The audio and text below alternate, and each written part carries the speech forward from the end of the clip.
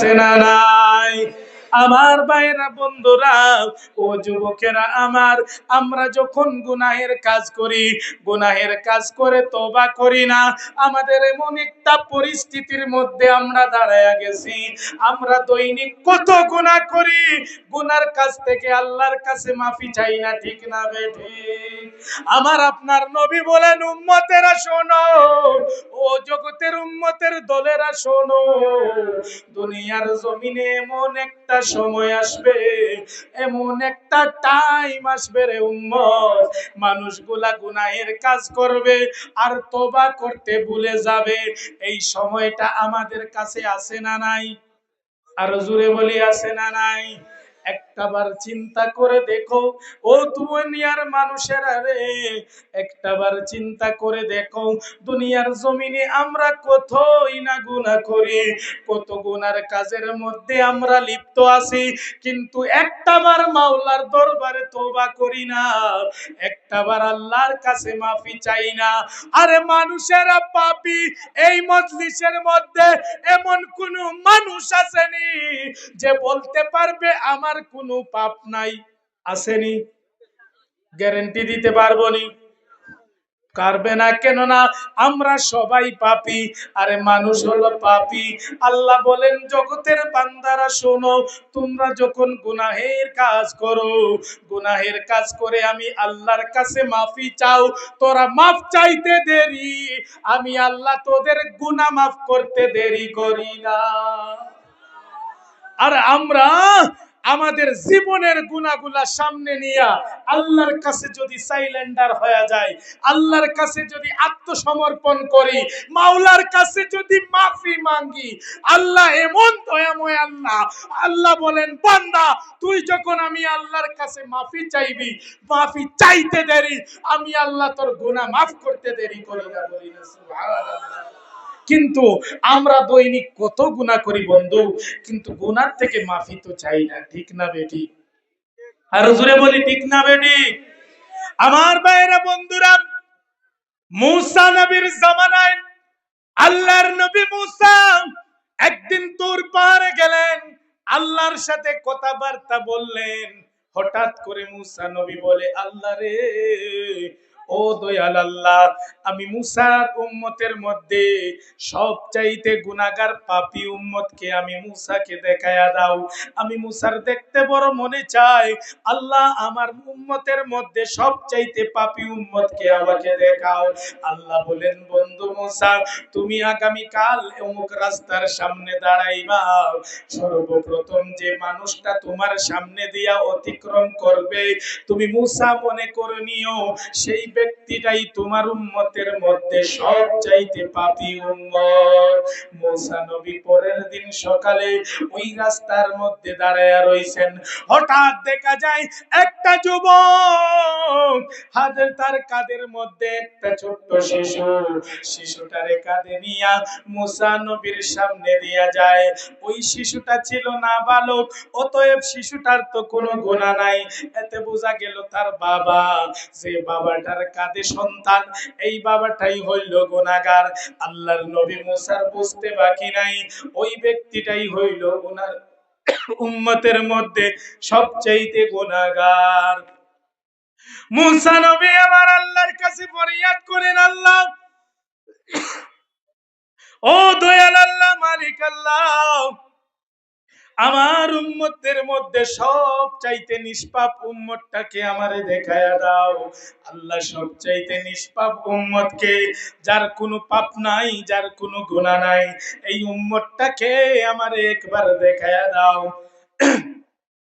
আল্লাহ রাব্বুল আলামিন বলেন, বন্ধু মূসা, সূর্য যখন অস্ত যাবে, যখন বিকাল বেলা হবে, তুমি ওই রাস্তার পাশে দাঁড়ায়া থাকবা, প্রথম যে মানুষটা তোমার সামনে দিয়ে অতিক্রম করবে, তুমি মূসা মনে করে নিও এই ব্যক্তিটাই হইল তুমি মূসার উম্মতের মধ্যে সবচাইতে নিষ্পাপ উম্মত।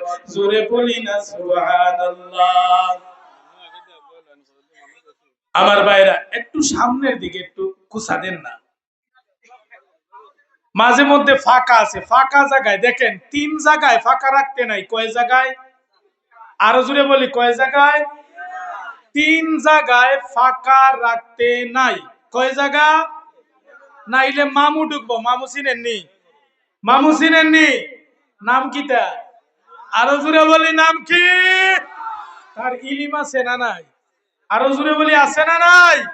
যার লকব ছিল মুআল্লিমুল মালাইকা, অর্থাৎ ফেরেশতাদের মেসাব। এবার বুঝেন ইলিম আছে না নাই? আরো জোরে বলি, আছে না নাই? এই মামুটাই আল্লাহ বলেন, খুদ আল্লাহ বলেন, জগতের বান্দারা শয়তান হলো তোদের প্রকাশ্য দুশমন। প্রকাশ্য দুশমন হলো আমাদের শয়তান। এই শয়তান চায় আমাদের পথভ্রষ্ট করতে, শয়তান চায় আমাদের নষ্ট করতে। আমরা কি শয়তানের বন্ধু হতে চাই? জোরে বলি, বন্ধু হতে চাই? শয়তান যেহেতু, আমরা যেহেতু শয়তানের দুশমন, তদ্রূপ শয়তানও আমাদের। আরো জোরে বলি, শয়তান আমাদের।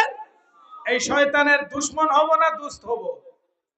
এবার যদি আমরা শয়তানের দুশমন হতে চাই, ফাঁকা জায়গাগুলো পূরণ করে একটু সামনের দিকে, লা ইলাহা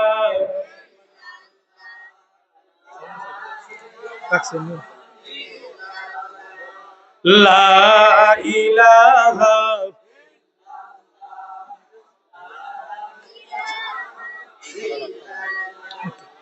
লা ইলাহা লা ইলাহা। সবাইকে বসার সুযোগ করেন, একটু সামনের দিকে সবাই আগান, ফাঁকা জায়গাগুলা পূরণ করেন। যে যে জায়গায় ফাঁকা আছে একটু পূরণ করেন। তো বলতেছিলাম 3 জায়গায় ফাঁকা রাখতে নাই। কয় জায়গায়? 3 জায়গায়। নাম্বার 1, যখন নামাজে দাঁড়াইবেন ফাঁকা রাখবেন না। কোন জায়গায়? নামাজে দাঁড়াইলে ফাঁকা রাখা যাবে। যখন জামাতের মধ্যে দাঁড়াইবেন তখন আর ফাঁকা রাখবেন না, নতুবা মামু ঢুকবো। মামু চিনেননি? ঢুকেই কইব, যারা দোকানদার কইব তোর দোকানের তালা মারছত না, আর নমাজ হইবনি। যার মহিষ আছে, নতুবা যার গরু আছে, প্রচন্ড যদি রুদ্র থাকে, কইব রে আকলিস উদ্দিন তোর গরু তো রুদ্রে ফুরে যাইতেছে। মনে মনে কইব, হুজুর লম্বা সূরা পড়ায় না, আস্তে আস্তে পড়াও। কইব কি? কইতো না? মামু ফাম দিব, নামাজ শেষ। বন্ধু তাই বলি, যখন নামাজে দাঁড়া হইবেন ফাঁকা রাখবেন না, ফাঁকা রাখা যাবে। 2 নম্বরে, যখন কোন কোরআন হাদিসের মাহফিলে বসবেন এই জায়গার মধ্যে ফাঁকা রাখবেন না। যদি ফাঁকা রাখেন, শয়তান চিনেননি, ঢুকেই কইব, এই তো দোকানের 12 মোজাটা বড় মোজা, চল একবার খাই আই। কইব কি? কইতো না? আর একটু পরে কইব, ইস হুজুরে তো একটু লম্বা বয়ান করতেছে, চল একটু বাজারের দিকে ঘুরে আয়। মনটাও দিকে নিব কি নিত না?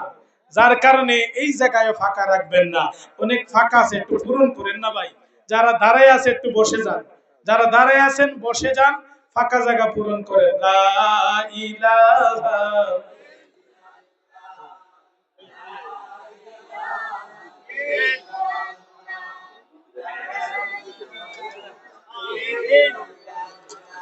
লা ইলাহা লা ইলাহা ইল্লাল্লাহু মুহাম্মাদুর রাসূলুল্লাহ সাল্লাল্লাহু আলাইহি ওয়াসাল্লাম।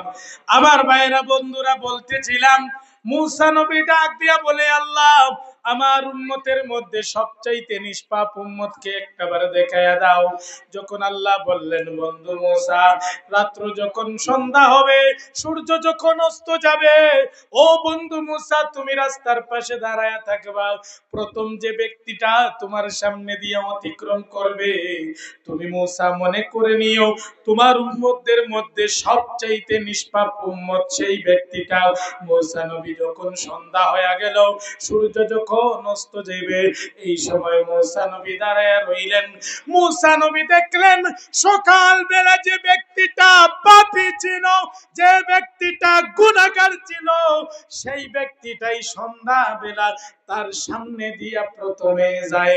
জোরে বলা যাবে নি সুবহানাল্লাহ? মুসা নবী ডাক দিয়া বলে, আল্লাহ, ও দয়াল আল্লাহ, মালিক আল্লাহ, আপনার লীলা বুঝা ভীষণ দায় রে মালিক। ও দয়াল আল্লাহ, আপনার লীলা বুঝা ভীষণ দায়। আমি বলেছিলাম আমার উম্মতের মধ্যে সবচাইতে পাপী উম্মতকে দেখায়া দাও।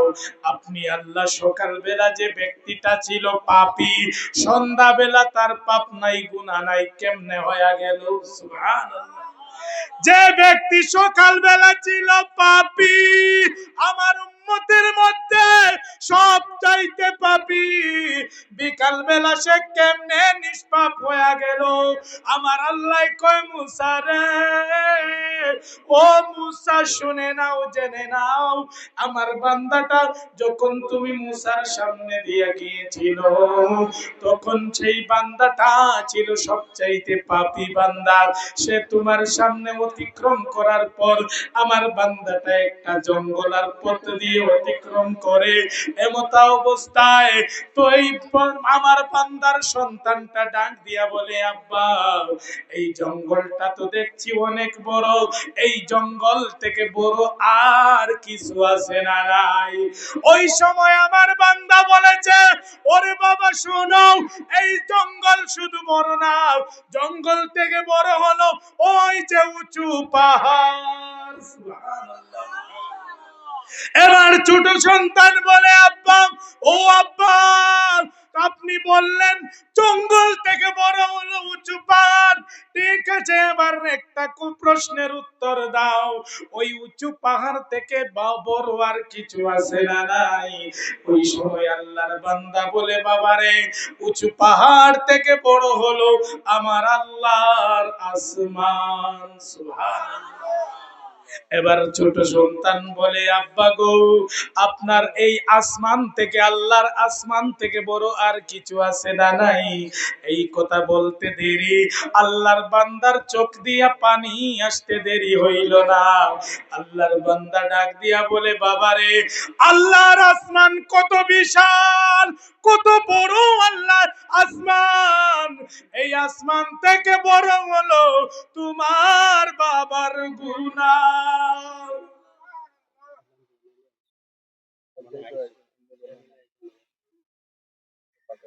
কিছু কইতেন নি আপনার? তো বলতেছিলাম বাজার আমার, আল্লাহর আসমান কত বড় বিশাল, এই বিশাল আসমান থেকে বড় হলো তোমার বাবার গুনাহ। ছোট বাচ্চাটা ডাক দিয়া বলে, আব্বারে প্রথম জানতে চাইলাম জঙ্গল থেকে বড় কিছু আছে না নাই? আপনি আব্বা বললেন জঙ্গল থেকে বড় হলো পাহাড়। যখন জানতে চাইলাম পাহাড় থেকে বড় কিছু আছে না নাই, আপনি আব্বা বললেন পাহাড় থেকে বড় হলো আল্লাহর আসমান। যখন জানতে চাইলাম আসমান থেকে বড় কিছু আছে না নাই, আপনি আব্বা বললেন আপনার গুনাহ। এবার আব্বা বলুন তো দেখি, আপনার গুনাহ থেকে বড় কিছু আর আছে না নাই? ওই সময় আল্লাহর বান্দা কাতর হয়ে গেছে, জীবনের গুনাহগুলা সামনে নিয়া আল্লাহর কাছে সাইলেন্ডার হয়ে গেছে, আল্লাহর কাছে আত্মসমর্পণ করে নিছে, আর চিৎকার দিয়ে বলে, বাবা, বাবারে আসমান থেকে বিশাল বড় হলো তোমার বাবার গুনাহ, আর তোমার বাবার গুনাহ থেকে বিশাল হলো আমার আল্লাহর রহমত। এবার বান্দা যখন বললাম আমার গুনাহ থেকে বিশাল হলো আল্লাহর রহমত, আল্লাহর দয়া, আল্লাহ বলেন, বন্ধু মুসা শোনো, আমার বান্দার কথাটা আমি আল্লাহর কাছে বড় পছন্দ হইছে। আমার বান্দা যখন তার গুনাহগুলা সামনে নিয়া আমি আল্লাহর কাছে আত্মসমর্পণ হয়ে গেছে, আমি আল্লাহ তার জিন্দেগির গুনাহ তৎসময় মাফ করে দিয়া নিষ্পাপ বানায়া দিছি। বন্ধু আমার, কত গুনাহ আমরা করি, কতই না গুনাহ দৈনিক আমরা করি, আল্লাহর কাছে মাফি চাই না, আল্লাহর কাছে ক্ষমা চাই না। ওরে যুবক শোনাও, আল্লাহ বলেন জগতের বান্দারা শোনাও, আমি তোমাদের কত সুন্দর করে বানাইলাম, তোমাদের আকৃতিটা কত সুন্দর দিলাম। আমি আল্লাহ 18,000 মাখলুকাত দুনিয়ায় পাঠাইলাম, এর মধ্যে তোমাদের শ্রেষ্ঠ বানাইলাম। এবার বলবেন পড়ার হুজুর, আল্লাহ যে আমাদের শ্রেষ্ঠ বানাইলো তার প্রমাণ চাই, তার দলিল চাই। বন্ধু আমার, আজকে থেকে 1400 বছর আগে আমার আপনার নবীর উপর একটা কিতাব নাজিল হয়েছিল, যে কিতাবটা প্রতিদিন সকালবেলা মসজিদের মধ্যে পড়ানো হয়, যে কিতাবটা প্রতিদিন মাদ্রাসার মধ্যে পড়ানো হয়, যে কিতাবটা প্রতিদিন মাগরিবের নামাজের পরে অনেক ঘরে ঘরে মহিলারা তিলাওয়াত করে, ফজরের নামাজের পর অনেক মহিলারা তিলাওয়াত করে, যে কিতাবটা মসজিদের মধ্যে সবাই মক্তবের মধ্যে শিক্ষা দেওয়া হয়। যুবক আমার, আমি আপনাদের মুখ থেকে শুনতে চাই, এই কিতাবটার নাম কি? আরো জোরে বলি, কিতাবটার নাম কি? এই কোরআনের মধ্যে কোন ভুল আছে? আরো জোরে বলি, কোন ভুল আছে? দুনিয়ার জমিনে আমরা কতই পুস্তক দেখলাম, কতই বই দেখলাম, কতই না বই আছে, প্রত্যেকটা বইয়ের মধ্যে লেখক পরিচিতি আছে, ওই লেখক পরিচিতির মধ্যে লিখে উত্তর লেখক বলে, ও দুনিয়ার মানুষেরা, আমার এই বইয়ের মধ্যে যদি কোনো প্রকার ভুল হয়, কোনো প্রকার যদি ভুল পাওয়া যায়, আমার দিকে নিচে দেওয়া ঠিকানায় যোগাযোগ করবেন, নতুবা মোবাইল নামে যোগাযোগ করবেন, সংশোধন করার চেষ্টা করব। কিন্তু আপনার আমার নবীর উপর যে কিতাবটা নাযিল হয়েছিল, এই কিতাবের যিনি মূল, ইনি বলেন তালিকাল কিতাবুলা রাইবা ফি, এই কিতাবের মধ্যে কোনো ভুল নাই, এই কিতাবের মধ্যে কোনো সন্দেহ নাই, এই কিতাবে কোনো ধরনের ভুল পাওয়া যায়? আর জোরে বলি, যায়? আল্লাহ বলেন জালিকাল কিতাবুলা রাইবা ফি, এই কিতাবের মধ্যে কোনো ভুল নাই। ওরে যুবক আমার, এই কিতাবের মধ্যে আজকে থেকে 1400 বছর আগে আমার আপনার নবীর উপর এই কিতাবটা নাজিল হয়ে গেছে। আরে 1400 বছর চলে গেল, এখন পর্যন্ত কোনো বৈজ্ঞানিক বাইর হয় নাই, এখন পর্যন্ত কোনো লেখক বাইর হয় নাই, এখন পর্যন্ত কোনো জ্ঞানী ব্যক্তি বাইর হয় নাই। আল্লাহর পবিত্র কালাম, পবিত্র কোরআনের মধ্যে একটা হরফের ভুল বাহির করতে পারছে, ঠিক না বেটি? এখন পর্যন্ত বাহির হয় নাই, আর কিয়ামত পর্যন্ত বাহির হবে। আর হুজুরে বলি, হবে। এই পবিত্র কোরআনের মধ্যে আল্লাহ বলেন, লাকাদ খালাকনাল ইনসানা ফি আহসানি তাকওয়িম, আমি আল্লাহ মানব জাতিকে বড় সুন্দর করে বানাইলাম, মানুষকে আমি আল্লাহ বড় সুন্দর করে বানাইলাম। ওরে নবীর উম্মতের দল, ওরে আল্লাহর গোলাম, একটাবার চিন্তা করে দেখো, আল্লাহ আমাদের কত সুন্দর করে বানাইছেন।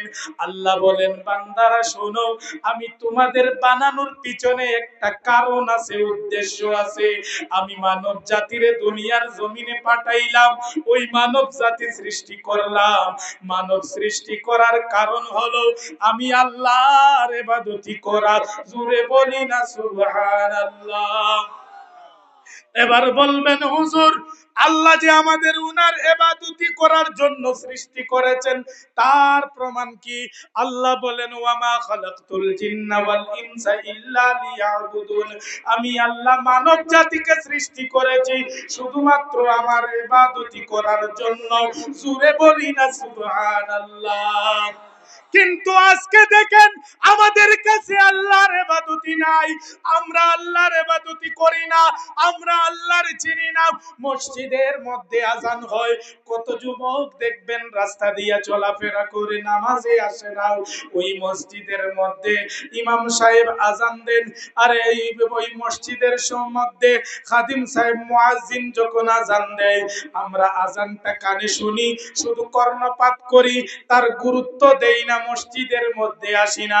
ওরে যুবক বন্ধু আমার, শোনো, কাল ময়দানে হাসরের দিন, ওই কঠিন সংকটের সময় আমার আল্লাহ যদি বন্ধু বলে, বান্দা তোমারে কত সুন্দর করে বানাইলাম, তুমি বান্দারে আমি আল্লাহ কত সুন্দর করে বানাইছি, তোমার মতো আর কিছু বানাই না, তোমাকে ভালো মন্দ বুঝার ক্ষমতা আমি আল্লাহ দিলাম, তোমার কাছে ভালো মন্দ বুঝার ক্ষমতা ছিল, তোমাকে বান্দাকে আমি জ্ঞান দিলাম, বুদ্ধি দিলাম, তোমারে দুই কানা চক্ষু দিলাম দেখার জন্য, দুই কানা কান দিলাম শোনার জন্য, মুখ দিলাম কথা বলার জন্য, পা দিলাম চলাফেরা করার জন্য। বান্দারে তুমি কোন কাজের মধ্যে ব্যয় করলা, তুমি কোন কাজের মধ্যে তোমার সময়টারে ব্যয় করলা?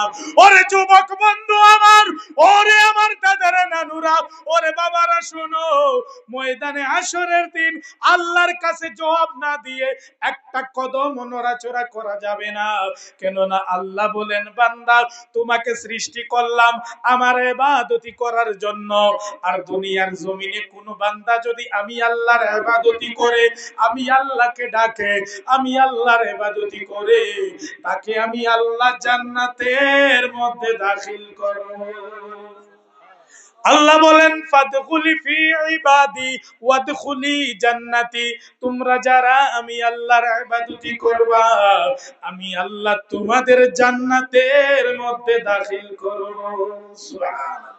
আমার আপনার নবী বলেন, উম্মত, ও জগতের উম্মতের দলেরা, আসসালাতু মিফতাহুল জান্নাহ, নামাজ হইল জান্নাতের চাবি। এতে বোঝা গেল জান্নাতে যাইতে হলে আমাদের প্রত্যেককে নামাজ পড়ার দরকার আছে না নাই? কিন্তু বড় আফসোস, আমরা নামাজ পড়ি না। ঠিক না বেটি? নামাজ আমাদের মধ্যে নাই।